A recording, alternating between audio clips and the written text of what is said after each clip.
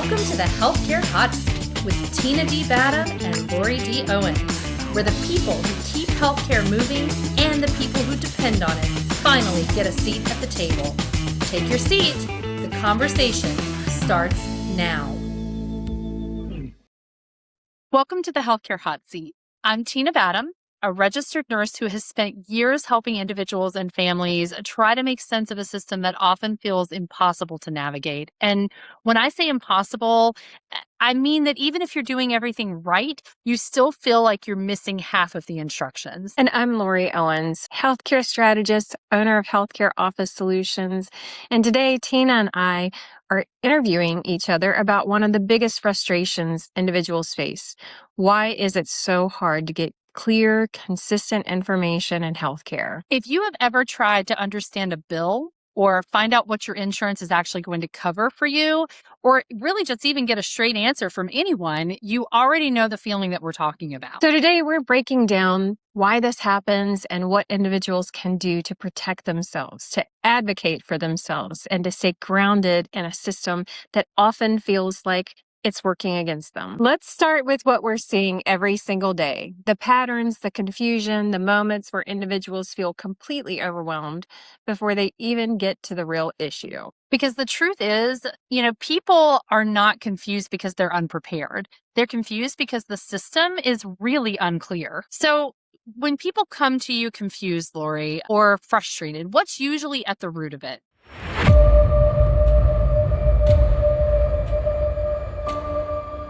Individuals are often confused about their coverage, what's included, what is or is not, what requires authorization. Insurance answers often are very vague or they're contradictory. And we find this even if we're in healthcare, right? Calling to verify insurance. A lot of times we end up getting misled or redirected. And people assume that the first answer that they get is their final answer. And then that initiates a lot of fear and anxiety of, oh gosh, this medication's not covered, or this equipment's not covered, or my services aren't covered. And then they think that they're not going to be eligible to get the care that they so desperately need. So sometimes it feels like the insurance rep is reading from a script with invisible ink. So Tina, what do you notice most often when talking to individuals that feel lost right from the start? I think for me, Lorie, people just don't know what questions that they need to ask. They don't know what's normal or what is actually negotiable within all of these bills or paperwork that they're receiving. And they're really overwhelmed by multiple interpretations that they're getting from multiple sources. They often end up thinking that they're the problem, when in reality, the system is actually unclear. It's not the individual themselves. Stories, I feel like, really make this real, right? We're here to tell stories. That's kind of what we're doing. And behind every single policy or every denial, every instruction that's unclear, there is something that, a story that can really help us to understand that a little bit better. And sometimes the information we receive is just incomplete or it's just plain wrong. Yeah, kind of talking about that though, Lorie, can you share a real example of how that confusion impacts families in a big way?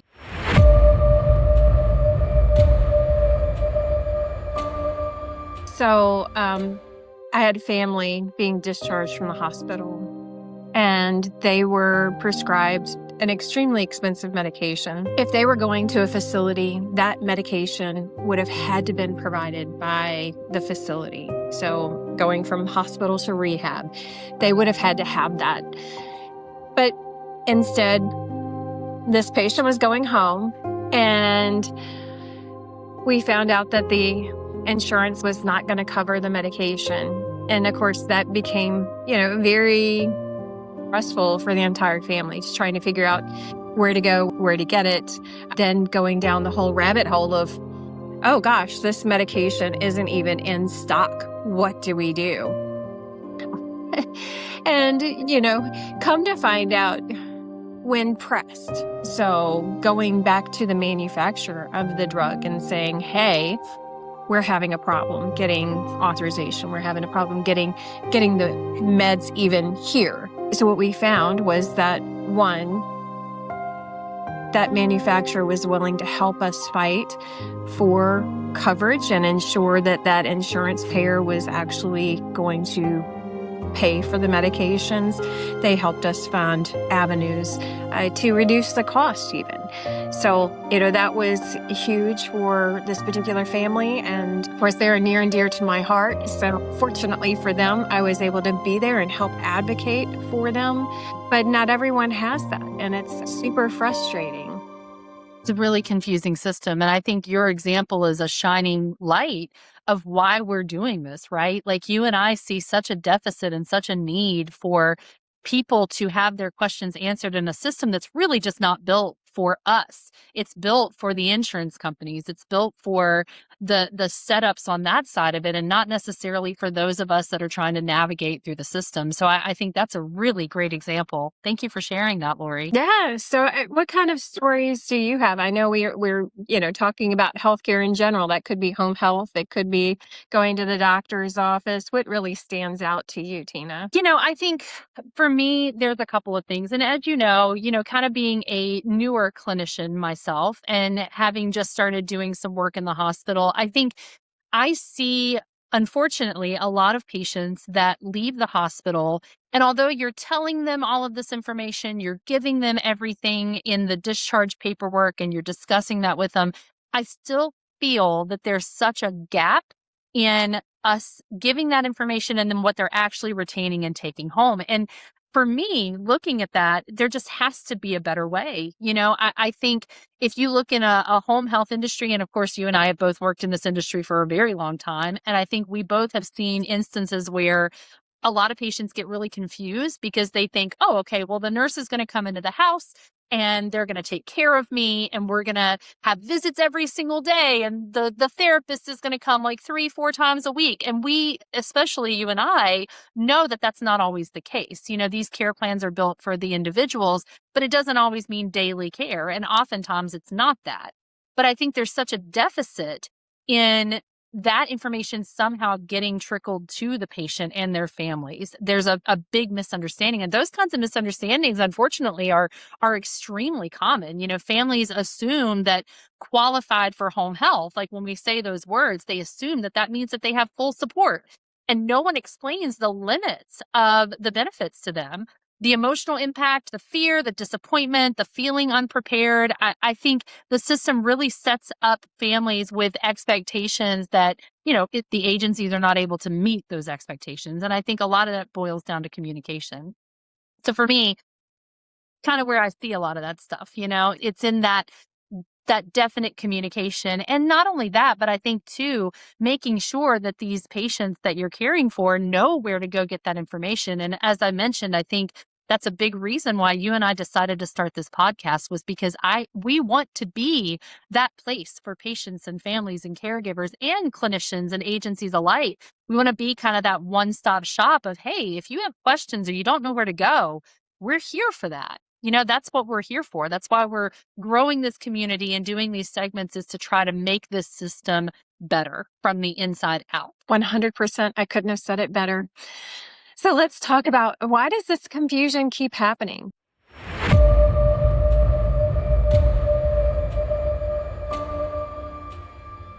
None of the reasons, I don't think, have anything to do with the individuals themselves not trying hard enough, kind of like we have just mentioned in all of our discussions there. I think we are at a bit of a crossroads in this industry where it's time to start not only standing up for the communication deficits, but taking a little bit of accountability and responsibility as well for our part in that, as myself as a clinician, or if you and I in this industry as a whole work in home care, it's our responsibility as well to try to make sure that those patients feel ready to dive into the world of healthcare. But also on the flip side of that, it's the patient's responsibility and the caregivers and families to know where they can get that information and to bring themselves in as armed as they possibly can be also.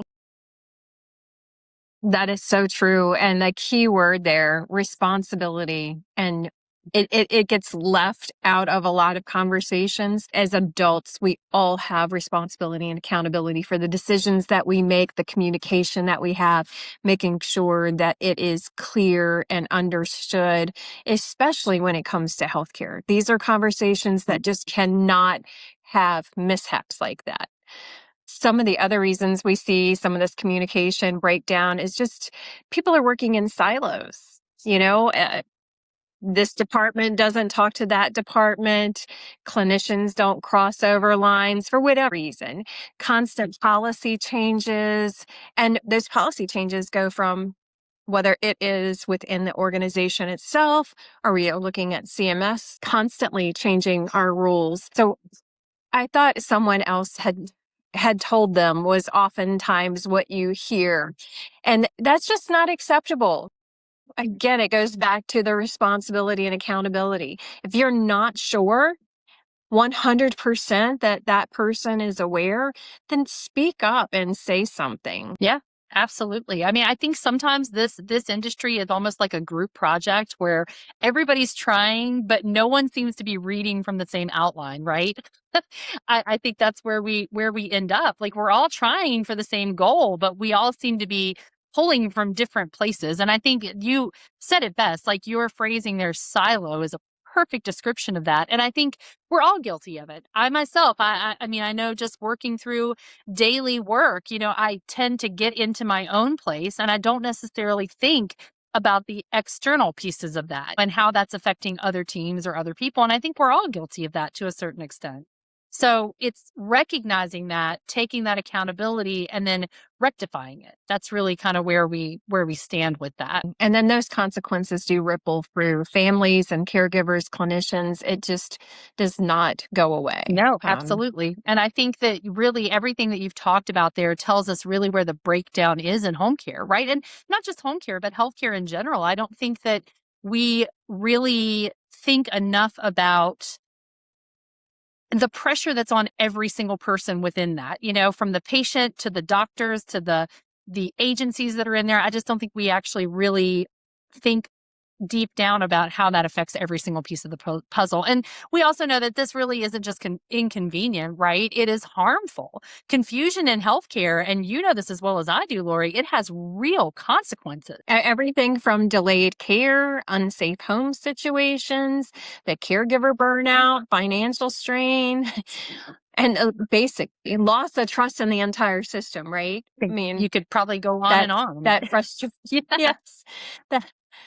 So how does the confusion affect the emotional side of caregiving?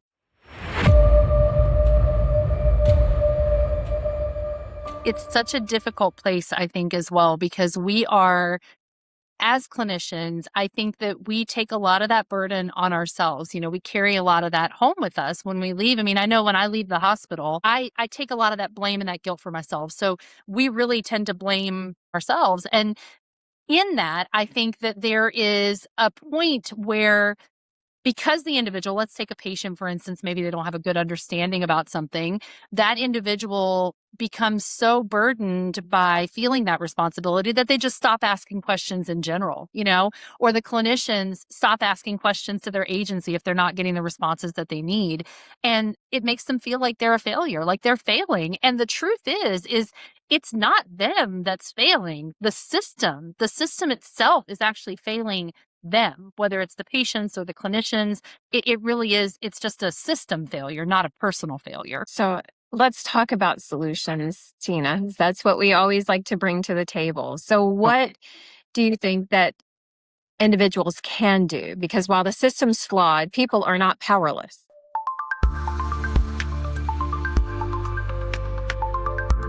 For us. So I think it starts at that patient level of asking every single provider that you have, what are the goals? What's the goal here? What options do I have? What happens if I wait? What if I don't do this today? Is there going to be consequences to waiting? Bringing in a second set of ears. And I know we kind of talked about this in our last podcast, but have somebody with you. That support is really important in being able to take that conversation outside of the room and have a better understanding of what just transpired in there. A lot of times when you're in there and you're getting this information, one, it's system overload, overwhelmed. And two, you might be hearing some really difficult news or some really hard things to process. And so having that second set of ears is really beneficial for when you're leaving from there. Making sure that as a patient that you're keeping a running list of all of your meds, your allergies, and your diagnoses. We know how important that stuff is if you go into the hospital. Very important. Ask those doctors to give you plain language descriptions and information. I think and I'm guilty of it myself as a clinician. And Lorie, I mean, you've been in this industry a very long time. I think you and I, when we converse, we use a lot of jargon. We talk in a lot of jargon speak. And I think providers are really bad for that as well. So it's really important that if you hear someone, obviously we should definitely try our best not to do it. But if you're in that situation and you hear somebody talking to you in that, just stop the conversation and say, look, I need you to explain this to me in layman's terms. I need to understand what you're saying to me. I actually have a little bit of a story there. A nurse that I have actually worked with tells me, even when she goes with her family to go to the doctor and talk to them, she doesn't want them to know that she's a nurse because she wants them to break it down in layman's terms. And I think this is easy to forget that although I myself am a nurse, if I'm going with my dad to the doctor and they're talking about a branch of nursing that I'm not working in every day, there's probably going to be a lot that they talk about that I don't understand. So I need them to say that in layman's terms, even as a clinician, because I may not necessarily understand everything they're saying.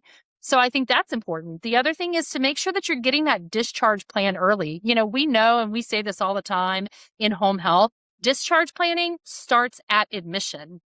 And so I think it's important to know the goal of that and to know what your discharge plan is, especially in home care. Like, hey, I know you're coming in right now, but what's the plan? How long do you plan on being in here with me? What's the goal for me? And, don't be afraid of second opinions. I think it's really important sometimes to do that. And, if the explanation that you're getting sounds like a medical TED talk, tell them to give you the kindergarten version. It's really that simple. It's true. No, that is very true. Give me the kindergarten version, give it to me straight. That's right. And what do you think, I mean, for you, Lorie, like what do you think is a good, like a strategy? If you had one strategy that you could put out there for every family, what is it that you would like for them to know? For me and what I tell my family members, everyone is before you go to the appointment, you make up your own questions. Make sure that you have answers to those questions. We all, unfortunately, we all Google all those symptoms and, we get ourselves worked up. And I'm not saying do the whole getting worked up and worried about things that you don't have answers for. But at the same time, there is a level, as we spoke a minute ago about personal responsibility and accountability, is do your own research and come prepared with your questions. Don't take no for an answer. Ask why and keep asking why until you fully understand. So, Yeah, those are great points. I mean, I think keeping all of that information down, and I know that we've kind of talked about this, like I think also it's important to make sure that we're taking that information with us everywhere, having them maybe keep a journal of everything that they're learning about or hearing about, that helps as well. yes. And get everything in writing. Use your portal. There's a lot of great information, and that can be challenging for some adults, right? I mean, whether it's they don't have a computer at home and the older adult they've got the smartphone that their daughter got them and may not be comfortable, like, messing around with all that. I mean, I have two older sisters. One who's pretty savvy. The other one just is completely against technology in any way, shape, or form.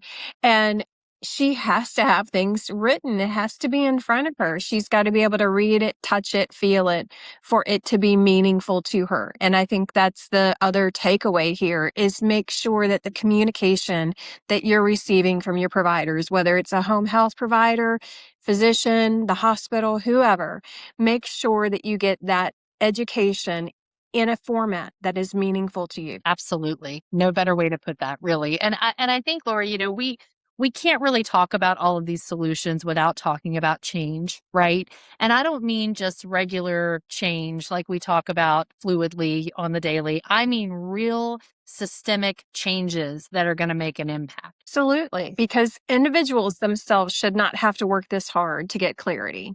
You couldn't have said that better. Kind of on that subject, though, if you could change one thing about this system tomorrow, just instantly make it happen, what would that be? I know. There's probably a Wow. laundry list.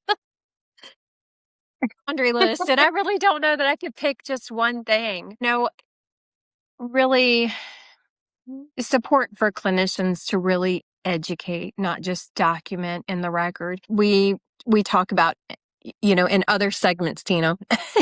and when we're talking to agencies, we're all like, document. If you didn't document, you didn't do it. All about compliance and all those things. But what is most meaningful to our patients, what's most meaningful to caregivers is the education that they receive. And that has to be at the forefront of every interaction.